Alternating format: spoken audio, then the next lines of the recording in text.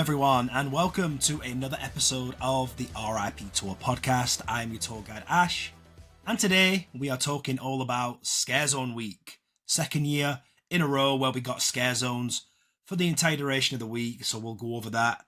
But firstly, there's two of us today. You may not recognise this person if you're watching on YouTube, but Gary, how are you? Hello, it's good to be back. It's the British takeover today, isn't it? It is. It's always fun when we get the British takeover. We do miss Lizz and Tim. They're engaged this weekend, so it's the Brit takeover. But fun week. Yeah, it was. I've loved announcement season this year. I know I haven't been on anything yet, just due to the way that the announcements have happened this year. But I'm all for late announcements. I'm all for them starting in June. I think it's given us a much better schedule, and it's been a lot more fun than the older way. You can tell Mike AL was back. Yeah, and that's a good point, actually. So let's actually talk about that first then. So because of Epic, probably, it messed up a little bit. Usually you get your sort of anchor, your bigger IPs up front first, and then it kind of trickles through. But sometimes we're waiting almost like 4 weeks at a time for an announcement. But I much prefer this one where it seems like we have a constant, train of announcements coming in. So yeah, it gives you enough time to digest and discuss, and then by the time you've done that, you're getting another announcement instead of accidental announcements, stuff being posted when it shouldn't have been done, and all that sort of stuff. I think it's, apart from like the sort of people who have been out there purposely trying to spoil things and post about I know this, I know that, it's been a pretty fun speculation season. Different, but I'm definitely all for it. Yeah, so we had, firstly though, we did have the week full of originals. So because, were you on the LRT one? I think you were. You on the LRT one? Maybe. I honestly cannot remember. Yeah, it's tough obviously with your schedule, so to get on some of the lives, especially because the lives have been super popular. We're very appreciative of everybody joining our lives, so we want to continue with some of those, which unfortunately means Gary cannot swing a 1am, 2am recording session. But yeah, let's first then get your take on the originals week. So we had LRTista on the Spooky Empire. We also had Grave of Flesh, Hatchet and Chains, Dolls Let's Play Dead, and then Gulkin, Monsters of the North. So what are your thoughts on, without giving too many spoilers, because we'll do a hype list, of course, thoughts on the originals, hype level for the originals in general, and do you like the full week of originals same as last year? I am hyped this year for the originals. I think they sound so strong, and you wouldn't think that this was a year before an anniversary year, because of such a strong lineup. And I do think that the originals, sound a lot stronger than a lot of the IPs as well. I'm happy for the 50-50 split of originals to IPs as well.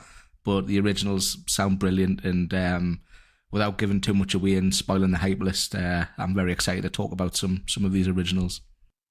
Yeah, same. And I mean, I've already gone over my thoughts, but the originals all sound on point. The IPs that we've had as well complement this. I think there's something for everybody this year.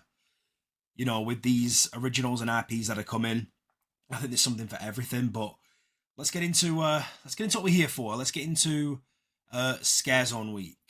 Okay, so let's start right up front. As you walk in, we have the Origins of Horror, and this will be Plaza of the Stars. So enter a decaying conservatory of twisted vines where artists carve tributes to Halloween Horror Nights 34. You'll encounter monstrous crows, gargoyles, and more. Okay, initial thoughts on that. It's always a worry, isn't it, with the entrance Scarezone, because they often do sound a lot better on paper than the execution.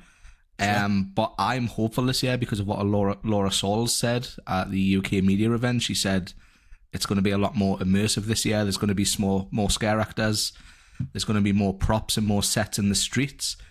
And we are actually getting a different variation of the Halloween Horror Nights sign, which I'm excited to see it in blue. I think that's going to look totally different to the original red that we've got. So I am very hopeful for this Scarezone. What's your thoughts on it being the entrance zone? Yeah, so firstly, to piggyback off the trust being maybe that sort of turquoise blue, I think she said, because she wanted to complement the theme. So yeah, I'm really looking forward to see a change of the red. I like this one. So like you said, usually your sort of entrance zone kind of gets lost in the sauce a little bit. It's recently we can't go down as far as, Illumination Boulevard just because of the content down there. So it's just been really stuck up front, and it's normally a table of contents. It's normally, hey, here's what's going to be in the houses this year. Here's our sort of theme, and then here's your scare actors. And I think it's just lost its way a little bit. But Laura Souls did say everything's going to be sort of immersed this year. So if you go down, if you turn right into Hollywood Boulevard, or if you continue down Illumination Boulevard, down to Music Plaza, it seems like it's going to go as far as that. And for VillainCon, and where VillainCon is, there's lighting. Looks like there's lighting on there now, so it looks like we are getting our full sort of street experience back, which I think's been missing for that zone. Do you think? I think, is it An Arcade was the last zone that really stretched down that whole length. That was a pretty, I know it's like a narrow zone because it's just the street, but it is quite like a lot of length down there. And I think An Arcade was, off the top of my head, is the one I can remember as being quite a full zone, so to speak, in that area. I think the one that you missed, the 30 Years, 30 Fears stretch down there. Right, well, obviously, yeah. Yeah, you weren't that one. But let's just hear some of Origins of Horror. So, the wingspan of some of the gargoyles there, it says, will be huge in all caps. Crows from Hollywood will make an appearance. Crows with a Z, obviously. This one I'm very intrigued for because I love stuff like this. All 5 IPs will be represented by way of chainsaw carved statues.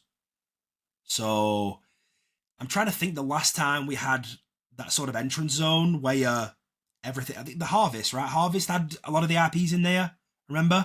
Yeah, with that we dubbed that like the selfie zone, didn't we? Where it had a character from each sort of the, I think it was like had Saw and stuff in as well, was it? Yeah, where they had like Saw, The Shining. Yeah. What else do we have? Ash vs. Evil Dead was there, from Sinister. Yeah. They had the voodoo guy from Dead Waters. He was in that zone. And a couple of the people wearing like the head traps from Saw was in there as well. So yeah, it's good when these sort of a little nod to the IP. So that sounds good. How they will be represented. So I know it's not the traditional Halloween because we are going to get to a zone that is very, very traditional Halloween, but it does give me those spooky vibes. The gargoyles, the conservatory, the vines, so all that is going to look cool. So the truss is going to be in turquoise blue, but it's also going to have a different sort of effect on there. Are you expecting sort of vines to be around the metal pieces? Yeah, I'm also really hoping that we get that on the arches at some point as well, sort of like HHN, was it 24, where it had all the twisted vines around the arches. So I'm hoping it does expand a little bit out of the zone. But I'm excited for the turquoise colour. I think the last time we really had that was HHN 26 when we had the Chance theme. Chance, yeah. And I absolutely loved the blue and red lighting around the park. I think it just screamed like classic Halloween to me. It was awesome. Yeah, no, I agree. And actually, just to come to the archers, if they had the vines around it, that'd look really cool. Because they obviously they had it around the posters too. They had all the things around the posters, and then in terms of medallion, obviously I'm expecting the sort of stained glass. But if they could complement it with how they used to do it and really elaborate the arches as well, because if they're going immersive, just go for it. Celebrate the arches as well, because everyone's going to take a picture there anyway.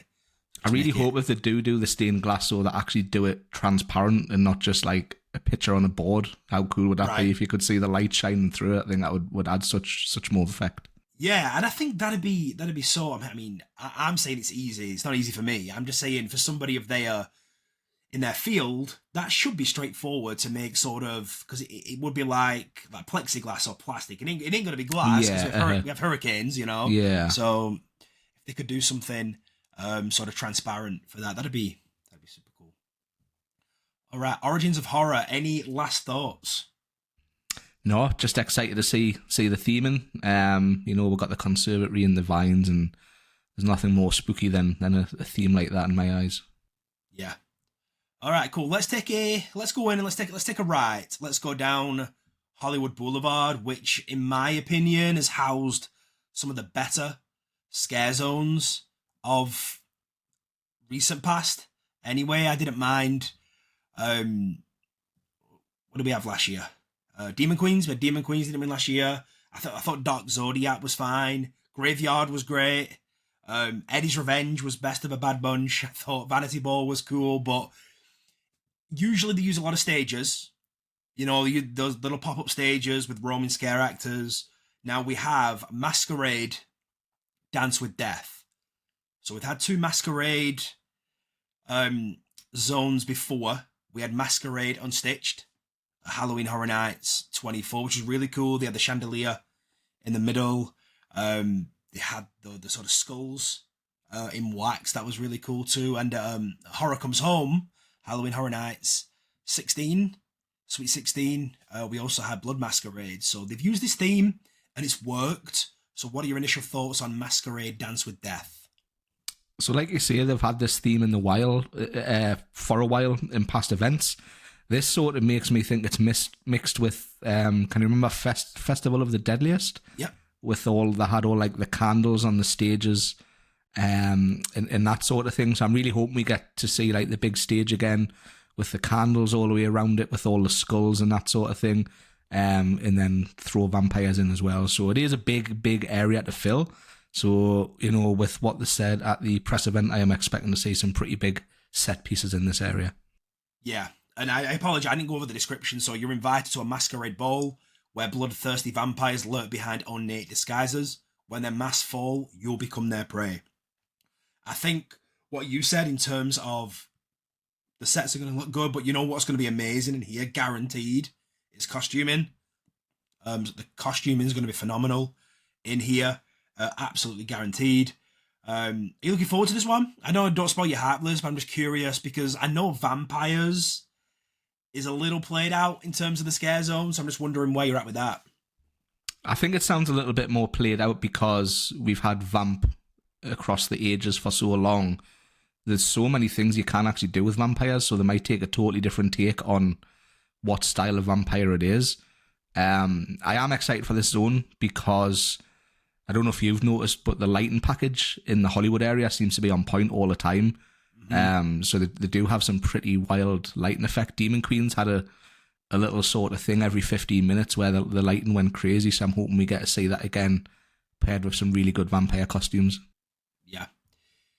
Yeah, I think vampires always works. That's why, and I think it's removed from the sort of vamp series that we've had anyway. I'm not sure time period on this. The time period is not being explained. Usually we'll get like a Discover Universal podcast or a little bit more tidbit, or somebody may do an RIP tour where you get more info and then release it. But yeah, I'm not 100% sure the time period. I'm curious to see how you like the poster for the zone with the stained glass, the skull in there, the candles. How do you like that? Yeah, I love it. Again, it's linking all these different areas of the park together to that one consistent theme, because I think that's where last year's event fell down a lot. There was about 20 different themes. We had the sort of punk biker dystopian tribute store right next to Torture Fair, which was a Renaissance era festival, and this year it sounds like they've went all out with the coherent theming, and it just ties everything in nicely for us super nerds. Super nerds, that's right. Yeah, I love it. I love it. Everybody's on the same page this year. I've just got a great feeling, creative, marketing, merchandise, visual merchandise. I think everybody is on the same page this year, and I think we're going to get something special. Now we have the king at the helm again. He's been sitting on this for quite a while, I feel. So that's what it needed. I think you hit the nail on the head there when you said a lot of different themes last year. We need a theme. We need one coherent theme and then work outwards. It seemed like everyone was working on the outside last year, had different themes, and then they worked towards the middle of the event. No. Let's start in the middle. Like you usually would if you have an icon. You start in the middle, you have a theme, and then you work the event around them. which it seems, especially from Spooky Empire and everybody talking about it, seems like they're all on the same page this year, which is great. And Dance with Death sounds great too. I mean, are you kidding me? Masquerade Dance with Death sounds amazing. Really hope we get some like Midnight Syndicate-esque music in that zone as well, especially with the word dance in there. Great point too. You know, that Halloween party vibe, get some Midnight Syndicate, that almost like spooky opera synth. Yeah, because we talked about like sets and costuming. What about the music? You know, Definitely, yeah. The music's going to be good too. But yeah, before we go on, I know you've mentioned it in our group chats as well. How much time are you going to be spending in the zones this year, as opposed to how you have been recently? So I think since I came back since COVID, I've spent more time in the houses than normal, which from like 2015 to 2019, I was spent loads of time in the zones. As if you know me on me private socials, I do a lot of Horror Nights photography and theme park photography. So I love sometimes there's times I've been to Horror Nights and not even ran a house, or maybe just ran one house and just spent 3-4 hours taking photos and shooting video. But over the last couple of years, I've felt more inclined, and I don't know if that's because I've spent more on my ticket than normal. And I feel like I have to run houses to get me money's worth, but I think like I could easily run a lot of houses earlier in the night and then divide the rest of the night up by spending time in the zones. And I think I'm going to prioritize that more, because the event's not just the houses, you know, it's the whole event. But with the more coherent theming this year, it's going to feel more of a all-round solid event where I want to walk around and spend times looking at the different things, you know. Yeah, I think I've been the same way too. I think the zones have been a little bit off it for quite a few years now. I do think from even like 29 onwards, I think, you know, the zones have taken a little bit of it. Just my opinion. And when you get a year where all these zones, like we said, we're going to get onto the rest of them, but all the zones and experiences sound really strong, really good concepts that you're like, you know what, I can really prioritize, because we have Express. So in theory, we should be spending more times in the zone because we're knocking the houses out a little bit quicker, you know. So I think it's going to be good this year. Got a good feeling, but I'm excited to see your photography in some of these, that's for sure. All right, let's get on to, I'm going to save the Central Part 1 to the end. Let's do a loop back round, and let's go to the streets of New York, and let's go to Mutations, Toxic 20s. Before we go into it, how'd you like the name? I'm not a massive fan of the name. I'd have just dropped the word Mutations. Yeah, Toxic 20s would have had a much better ring to it. Yeah. Or as Drew said, the Gabagools would have been a much better thing. That would have been. I mean, that's what we're going to call it, aren't we? We're not going to go, I'll meet you in Mutations. We're going to say, I'll meet you in the Gabagools. But I just watched Drew's vlog the other day when he was doing the Horror Nights construction, and it just made me laugh. But I'm very, very excited for this zone. The bright green neon is amazing. And I don't know if you noticed this, but the entrance to where you would go into some of the soundstage houses, or the exit, sorry, the blue and gold building, they've removed the sign from there. And the last time that they did that was when they used the projection mapping on that Scarezone. Acid Assault, yeah. They removed the sign because they had the projection mapping of the building crumbling. So maybe we could see that again. That would be cool. I enjoyed that. That'd be great. Yeah. So yeah, where the entrance, some of the where Jimmy Fallon is to the right, we have the Metropolis Tribune. That's building. It. I couldn't remember the name. Yeah. So they've removed the sign. Yeah, for sure. Cause I saw a picture of it. I think it was in Drew's vlog too. But yeah, Acid Assault we had at Halloween Horror Nights 21. Really, really cool effect of the building sort of crumbling. It looked awesome at night. They did it again. I want to say 2017 or 18. I can't remember. They did. It was that zone that got switched out. I can't remember what it was. It was like a zone that changed theme late in the year or something like that. And I can't remember why, but it was in the New York area, obviously. But I remember watching the projection mapping on the building. Yeah, it's always good when they do that. I mean, the Acid Assault one was crazy, because just think of that now. That was 14 years ago. And the sort of technology used for that, it looked amazing. The theme was really good. And this could look cool because it's like a heist. Gone wrong almost. The truck crashes. We've had a lot of trucks crashing at Halloween Horror Nights. We had a Shady Brook truck crashing. We've had a zombie truck crashing. This truck crashing. It's always the theme for a good story. It's always New York as well, where they seem to crash as well. Yeah. There's always trucks down there, which is funny. But let me just go with the description. So in a 1920s neighborhood, a BuzzCon truck with radioactive cargo crashes into a mobster getaway car, sending the city into toxic pandemonium. So, a couple of things. Just to roll it back a second, I love, when it comes to horror, the sort of, I don't know, neon lime green, if you will, on black just pops so much. I love that green on black, and if they can use that lighting package in that area, that's going to look sick. But BuzzCon, sort of bringing back Bugs Eaten Alive. Now, Bugs Eaten Alive was the 50s, right? And this is the 20s, so maybe a sort of BuzzCon origin story before we got Bugs Eaten Alive. Yeah, I always love when they dive into lawn and stuff, and the regular park goer won't notice that, but us straight away was all over that when we got it. We were searching for photos that we'd taken inside the Bugs house.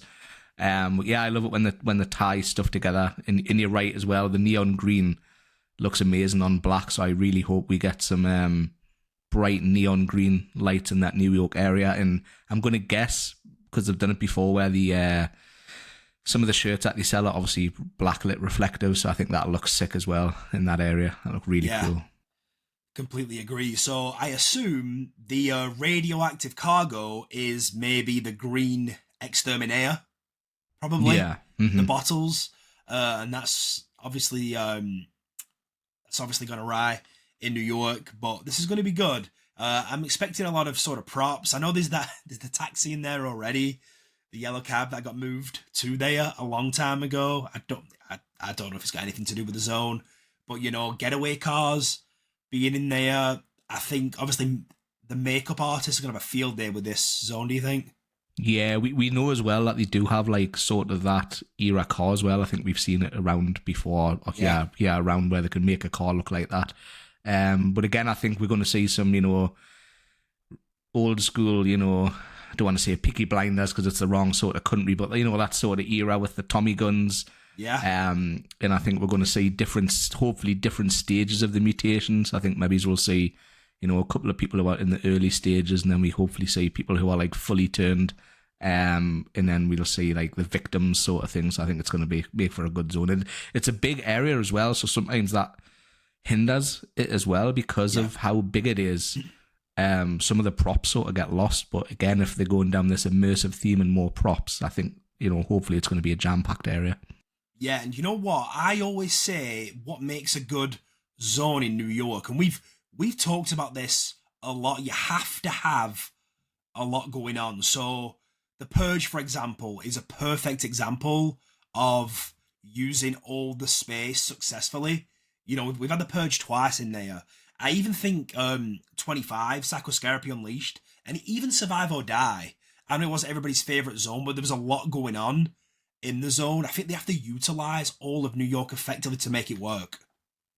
Yeah, so like the likes of Zombieland, that was a decent zone. However, the actors blended into the crowd too much, so that zone was lost until you were up at the big stage. Right.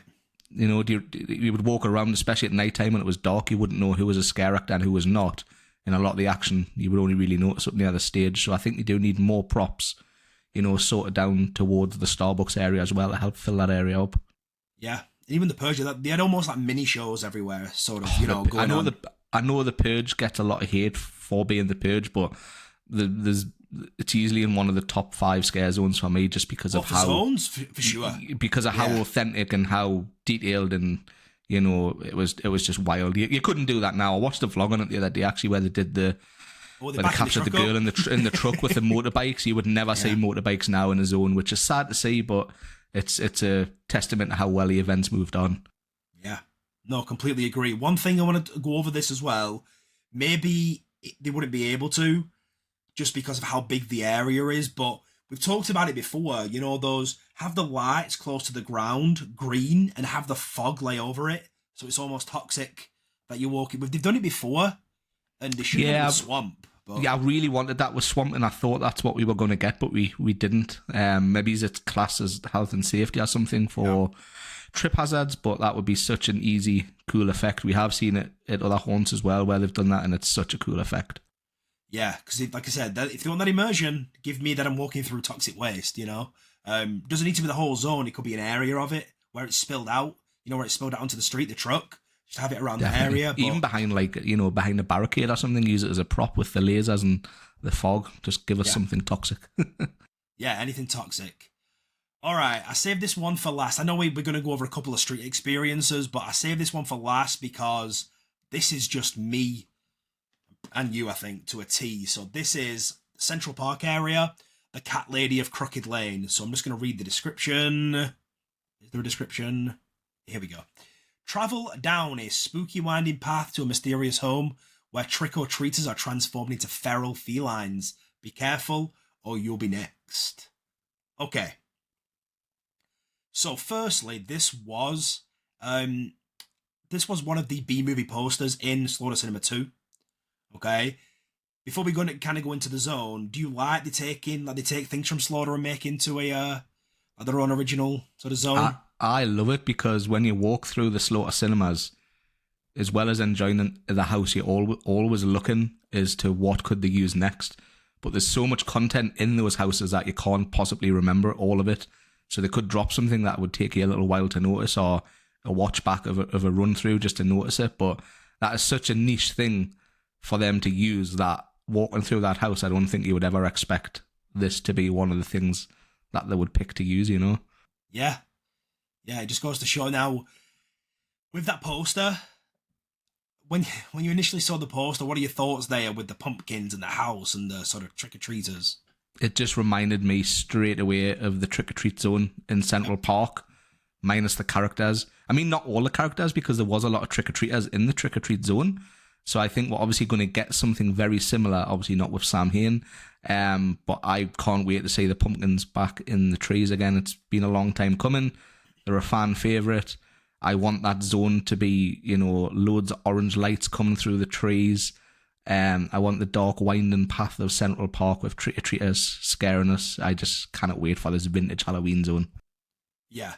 This traditional Halloween in Central Park goes together like peanut butter and jelly, right? It's just perfect. We had the trick-or-treat zone, Twisted Tradition, where you've got the pumpkins in the trees. You've got the scare actors roaming around. You've got like props everywhere. It just looks amazing. Really gets you into that Halloween sort of feel. But yeah, and trick-or-treaters walking around. I'm all for this zone. And we even got a little prop where Animal Actors is too at the end of the winding path. It looks like a house. So we're expecting it to be the ye old cat lady's house.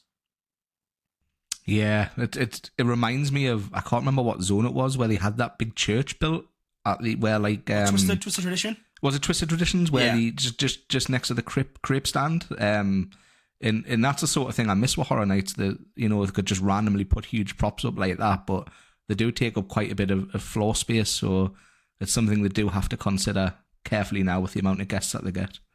Yeah, and we also had one where Twisted Tradition Church was. We also had the stage for Bayou of Blood, where the Voodoo Queen did her sacrifice on there as well. So I always love it when they incorporate just outside of Central Park. Where this is, it's outside the Animal Actors sort of entrance. Not out the entrance, but you know what I mean, where they have all the photo ops sometimes there for different movies. Now, somebody can correct me if I'm wrong. I don't think we've had something there substantial since The Walking Dead, when we had Herschel's RV and the tents there. But it's always cool because it sort of fits the theme. You're walking down the winding path to get to the lady's house. Crooked Lane. Yeah, the end of Crooked Lane. So it just makes sense. I love the concept. Halloween vibes are just next level when it comes to this. But yeah, any thoughts on the Cat Lady of Crooked Lane? I think the costuming and cat are going to be good too. Yeah, I think the masks, the costume, makeup is all going to be good. I think it's going to have a stellar light package. I think it's going to have good sounds. Hopefully some vintage sort of Halloween style music. I'm just a little bit worried though because of how busy the event is now. Central Park has sort of slipped down the ranks a little bit due to how busy it is. You can't take it in. Like, I watched one of my old videos the other day of us in Trick or Treat, and you could just stand there and there was nobody around you. But now you just get ushered through, and it is sometimes a little bit hard to enjoy that area now. But kind of wait to see the pumpkins in the trees again. Yeah, and I always say that this zone, or this area, should I say, is one of my favourites. And I always sort of say after it, it's probably because I've got such good memories of it that I'm still holding on to that. But I think you're right, that zone has definitely slipped down a little bit. But I always sort of hold it in high regard. Also, if you think about it this year too, we're going to get the Lagoon show back, right? There's no secret there. So when that empties, it's going to be like chaos. Yeah, I think last time we did have the Lagoon show, I think they not make you exit entrance Like one way and exit the other way? Like The Simpsons, where you can exit close to the DeLorean. Yes, I think that's what they did for Ghoulish, if I remember correctly. Yeah. So that might help with the flow a little bit. But people are just going to turn back around and go straight back through there. So you're right, yeah. It's pretty close. I mean, where that back entrance is sort of pretty close to it anyway. But we'll see. We'll see how it goes. And obviously, Lagoon Show is not official before anybody says anything. But there is a big truss that has been put up right outside Central Park, which looks a lot like the Marathon of Mayhem one. Yeah, exactly. Okay, they are the 4 scare zones. So as a whole, we kind of talked about it right at the start. Very, very excited for these 4. But on Friday, we did get 2 extra experiences. Now, normally, San Francisco is our 5th scare zone. But we do have now Club Horror. And it did have the Club Horror with almost like dripping blood with 2 women in masquerade masks dancing almost. So are you excited, apprehensive about having almost like a party zone rather than a traditional scare zone? I would happily lose a scare zone to have this experience. Yep. I think Horror Nights for a while now has lacked that sort of street atmosphere. Not everything's about being scared all the time. Fright Nights originally started by having these party areas and bands and DJs playing and stuff like that. So I love how they've gone back to the roots a little bit. And with that bar that's opened behind, like down the side of Alcatraz, it could be nice to grab a drink and just chill out there for half an hour to an hour. And experience a little bit of a party vibe before going back to the horror. What's your thoughts on that? Yeah, I like it. I know Mike posted too, saying we're trying something a little bit different this year, and that's what they need. They don't know if it's going to work unless they try it, So having something a little bit different. If I'm going to be completely honest, I agree. I'd happily lose a zone for this, and if I'm losing one, it's probably going to be San Francisco because it's so narrow. It's just chaos a lot of the times, and to be honest, a lot of the times I walk around the path just to get around it. I just use it as like a cut through to go down towards New York and the soundstage houses. So I'm okay losing this one. If they have the DJ, because it looks like a DJ booth that they've built underneath the sort of 4 trusses, I'm all for this. Bring that street atmosphere back. Bring that good Halloween party vibes. It's almost like Rob Zombie's Hellbilly Deluxe. That zone just worked because it was music. We had people dancing to either side and a couple of props. It wasn't over elaborate with the props. It was just almost like you had a big walkway and then either side they had the dancers, the music. So, I mean, did you like Hellbilly Deluxe? I did, yeah. I appreciate it. I'd never really listened to Rob Zombie before the zone. But now I do listen to that album quite a lot. But you're right, it was hard to enjoy as a scare zone, but you could appreciate enjoying it for the music, just due to how busy that area is. But I think it's going to be a hit. But you get the people that complain that Horror Nights is the same year in, year out, but you also get the same people complaining when they try something different. So you can't really win. But I do agree. I am team trying new stuff, whether it works or not. At least they've give something a go. Yeah, because you don't know what you don't know. So you've got to try it. You've got to try new things. Like you, I've got a feeling it's going to be a hit. So yeah, I'm looking forward to this. And then finally, capitalizing on the crazy amount of Mel's dying shirts last year. I think I saw one every 20 seconds. those shirts. Not a slight on anybody for sure, because they're amazing shirts. I bought one myself. What I'm trying to get at, it was just so popular last year that they wanted to maybe capitalize on that this year. So we get Mel's Dying Zombies, which is going to be around End of Hollywood Boulevard, around the Mel's Dying area. Now, they did have a casting call a while back for rollerbladers, roller skaters. So, firstly, are you excited for this? Almost a no-brainer, capitalizing on the Mel stuff. I'm a little bit nervous, and I'll explain why. On paper, it sounds amazing, but how logistically possible is it for people to be skating around that area on rollerblades? So I'm thinking, is it going to be maybe more of a timed show around where Marilyn Monroe performs on that sort of area there? Sort of like the Roman Megans, is it going to be more like that, or are they going to be out a lot more often? I just think it's a recipe for disaster with, drunk people colliding with people on roller skates. So as amazing as it sounds, I'm trying to imagine how they are going to pull this off. Yeah, I'm assuming it's going to be timed. Right now with Megan, even the daytime Megan, it's going to be a little bit different with drunk people at night, but just using an example, the daytime Megans, they have like a set time.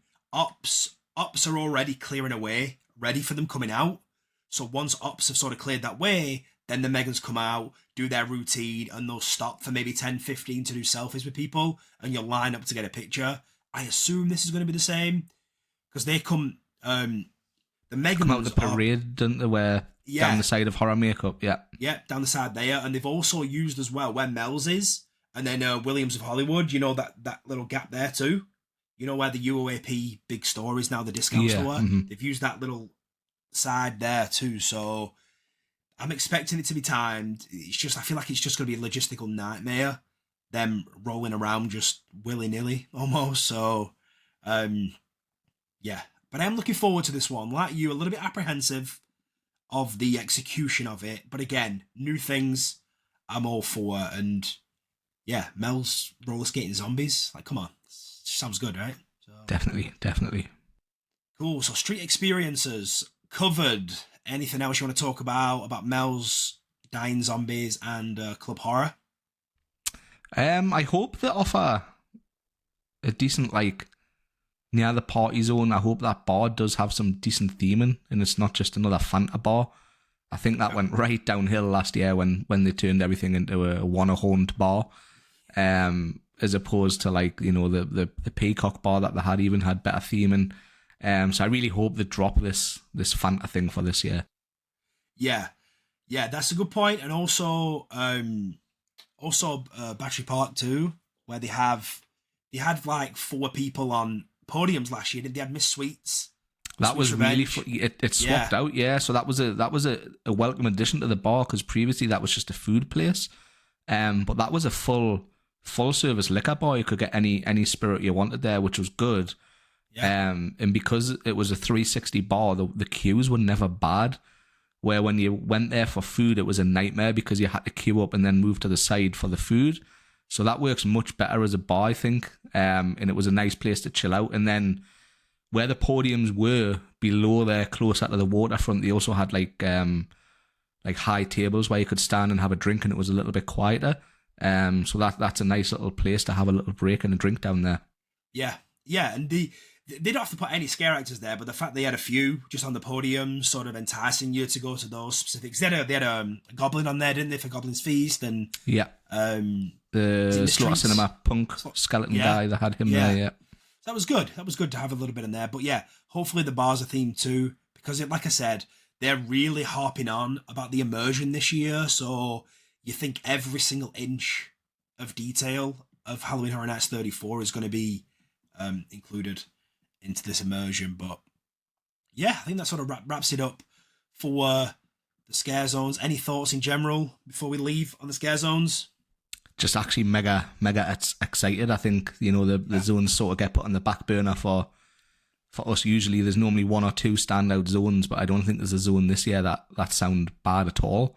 Again, it all depends on how they play out in person, but there's something for everyone this year, different theme wise, but they're all linked together, which I think's really, really cool. Yeah, it's going to be tough to rank them. when we do our pre-event hype list, which is always good. It's always good to have a headache when it comes to ranking out for the right reasons. Not a headache because they're all poor, but because we're looking forward to them all. But yeah, I just want to echo that too. My hype level this year is bigger than it's been in a while. I'm liking everything so far. There's not really anything, whether it's zones or houses, that I'm a little bit, we'll see how that goes. I'm really, really hyped. More so than usual, so it's going to be a good year. But yeah, I think that'll do us. We're going to go live, I believe. Today is the 20th of July, so we're going to go live this Thursday, which is the 24th, I believe. So look out for that. TBD, we'll decide. If we do decide to go, we'll send it out. But a couple of lives now before the event starts. We've got 2 IP announcements, shows left to come, food and drink. So food and drink episodes are always good. But that's pretty much it. Gary, anything else to add before we get out of here? And then I can pick on you. No, not that I can think of, so I'll just get right into the picking on. You can find us on Twitter, or X, I still call it Twitter, at RIP to our podcast. We are on Instagram, the same. You may notice we've started posting a lot more on Instagram as well, so we are starting to use that. Ash has done a great job of getting that up. And if you're watching on YouTube, you can also listen on the go on Spotify, Apple Podcasts, and pretty much anywhere you get your podcasts from. And we do have a merch store if you do want to support the RIP team. All the links are in the description on YouTube or the audio only version. So go grab an RIP t-shirt. Very nicely done. Very nicely. We were thinking about another design for this year. We're kind of cutting it fine. So we'll see. We'll see if we get any new ones out. But we'll advertise it if we do. But cool. All right. We'll see you soon, everybody. Again, thank you so much for listening. We always appreciate everybody interacting with us. And we love answering your comments when you comment. So we appreciate you. Until next time. Bye. Bye.